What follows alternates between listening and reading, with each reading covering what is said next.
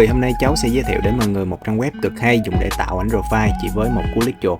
Đầu tiên ta vào thanh công cụ tìm kiếm của trình duyệt và nhập đường dẫn pfpmaker.com. Sau đó ta nhấn vào nút Upload Photo và chọn ảnh muốn tạo profile.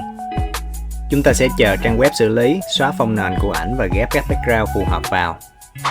Và đây là thành quả, có rất nhiều kiểu background mà bạn có thể lựa chọn với nhiều màu sắc khác nhau tùy vào mục đích sử dụng.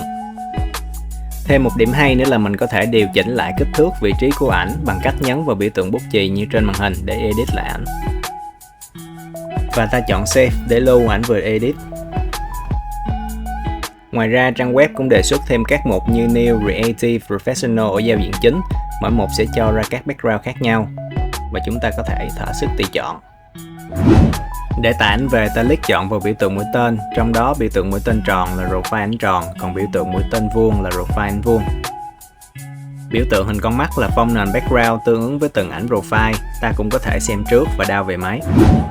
Ta có thể chọn màu mình thích ở biểu tượng giọt nước và áp dụng màu đó lên tất cả các ảnh. Ngoài ra thì mình cũng có thể tạo bóng cho ảnh bằng cách click vào biểu tượng shadow và chọn kiểu bóng phù hợp. Mình cũng có thể ghép thêm các sticker vào ảnh bằng cách nhấn vào biểu tượng mặt cười trong mục điều chỉnh ảnh và bấm Save. Chúc các bạn thành công. Nếu các bạn thấy video này hữu ích, hãy nhấn like, share, comment, subscribe kênh YouTube và follow mình để biết thêm nhiều mẹo hay nhé. Và chân thành cảm ơn bạn đã xem hết video này.